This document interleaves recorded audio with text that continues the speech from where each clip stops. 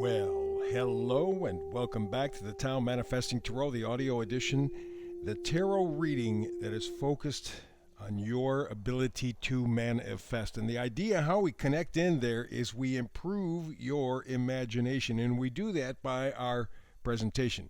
You are, through the reading, which runs about a dozen minutes, you are looking at this one single picture of the tarot spread. That's all.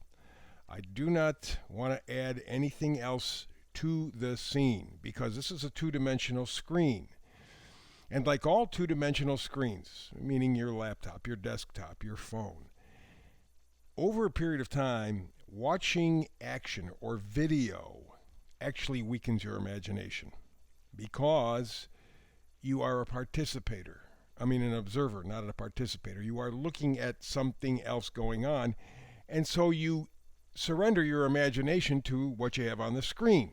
Okay, over time that weakens your imagination. This way we have just one singular picture, and that's all you have to focus on. And in fact, you don't even have to focus. You can close your eyes, get into a light meditative state. Just listen to my voice, and we'll take you through a journey. And that journey is meant to inspire you.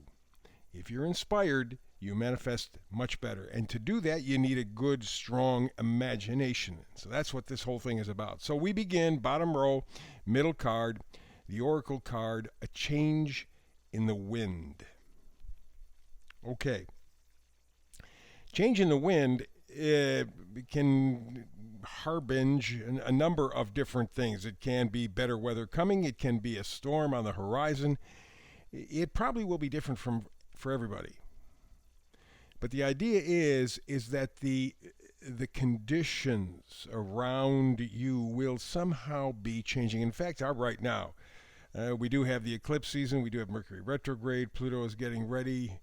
In fact, just about now to go retrograde, head back into Capricorn for 3-4 months, and then back into Aquarius for the next 20 years or so. So this is a very, very, very changeable time. And that being the case, that's what you are sensing. Is it going to be good? Is it going to be bad? Positive or negative? Well, it all depends on your point of view, but there is a change coming.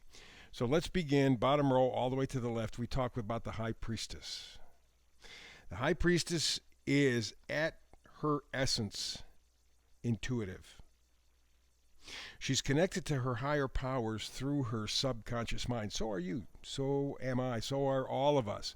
It is your subconscious conditioning that allows your imagination to move in certain kinds of directions. And that's why, with this reading, I want to inspire you. I want you to lift that energy to its higher purpose. And so we begin with this change in the wind. The idea of the High Priestess, your subconscious at work, and that's excellent. Part of what will change or be affected by a change in your subconscious will be your thoughts. And the Seven of Swords says that very clearly.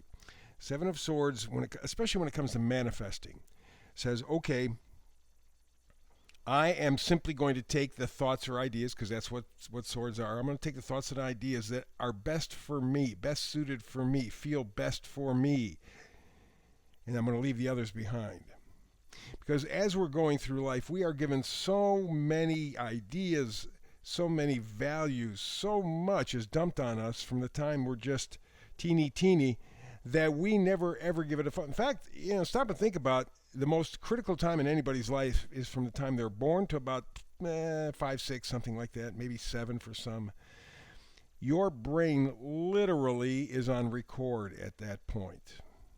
So everything that comes into you in your life from the time you're born till you're about 5, 6, 7, you don't even question. You simply accept.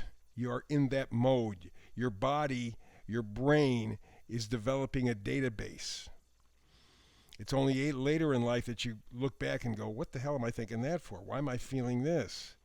And that becomes hard work because your core programming has been done already from the time your birth all the way till about 6 or 7.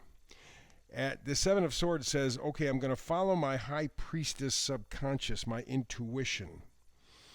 I'm going to change my thinking, keep the stuff that I believe is good for me, and leave the rest behind. And that's very, very critical because it all has to do with your self-worth. Ace of Pentacles. Ace of Pentacles. This is you determining that you are worthwhile after all.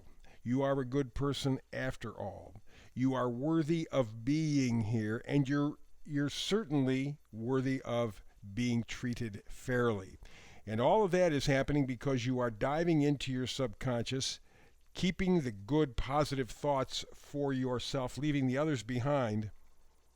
And that gives you a balance in life that is absolutely critical. And that is the Temperance card. This is where you begin to heal because you're balancing things out. Like I said, as a baby, all this stuff is loaded into your hard drive, so to speak, and you don't have a question about it. You don't have a doubt about it. It is what mommy, daddy told you. It's what grandma, grandpa told you. It's whatever. It was all true. As you get older, you find out, maybe not so much. And now you are shedding much of those feelings, much of those beliefs. At least you're looking at them. And you're doing it subconsciously, which sometimes makes it difficult because as you're going through the process, you really can't get your hands around it. You just... Something's nagging you, and you're in that process right now. Let's go up to the second row, far left, Four of Swords and the Nine of Swords. And I put those two together because obviously they're swords, your thoughts, ideas, but what you've been thinking, what you've been taught, what you believed it to be true has created a Nine of Swords situation. Middle of the night, happens to most of us. Somewhere in the middle of the night, could be 3, 4, 5 o'clock, 6 o'clock, something like that.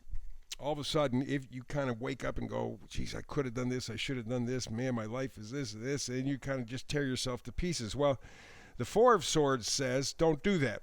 Take the important ideas. Remember that Seven of Swords? Take those ideas that you kept as being good for you. You take those ideas, put them off to the side, and simply relax.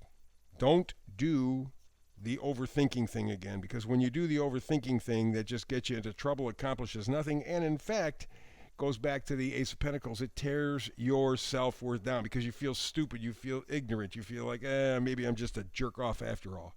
Not true, but that's why we're in this time period. You are feeling more than anything else a change in the wind. You're changing how you sense your life, you sense your worth, you sense your purpose.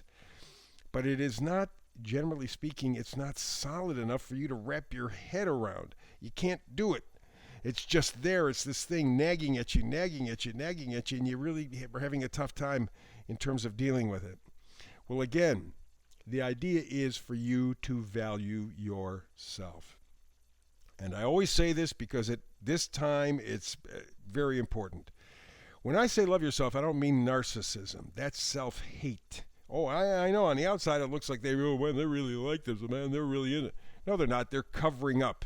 They hate themselves, and so they have to tear you down. They have to destroy things because unless they're negative, they cannot feel anything. We're not talking about that. We're talking about a positive feeling about yourself. You are worthwhile. You deserve to be here. You deserve to be treated fairly. You deserve to be able to express yourself in a very positive way, to be the best you that you can be. And the Queen of Pentacles has that absolutely, in spades, so to speak. And you add in the fact that on the bottom row we have the Ace of Pentacles. The energy is clear. You have to get to a point of respecting yourself. Final card up top, Five of Wands. Five of Wands, well, first of all, Wands are excitement, enthusiasm. So there's a lot of energy being put into squabbling. That's what the Five of Wands is all about. It's conflict, it's bickering, it's pettiness, it's stuff. And that's what's going on around you, maybe even inside of you. You having arguments with yourself. Or maybe it's being reflected outside, arguments with others or the world. And much of what is going on around you and subsequently within you is bickering. It's pointless. It's just the cheapest chatter that there is. It doesn't amount to a hill of beans. It's not important, but it is tying up your mind. It is tying up your imagination. It is tying up you. And so we go to the final card, middle, top. It is the vice versa card. It is very clearly the Ace of Cups. So in the same reading, you have the Ace of Pentacles, Ace of Cups. To me, that is the absolutely perfect combination. Ace of Pentacles says, yes, you are worthwhile. Yes, you are valid. Do not think otherwise. Why? Because you're worth being loved. That's the Ace of Cups. So when you have the Ace of Cups and the Ace of Pentacles in the same reading, that is the change in the wind. It can be a fresh breeze for you and your life. It just freshens everything up. It gives you a much better, more positive perspective on everything.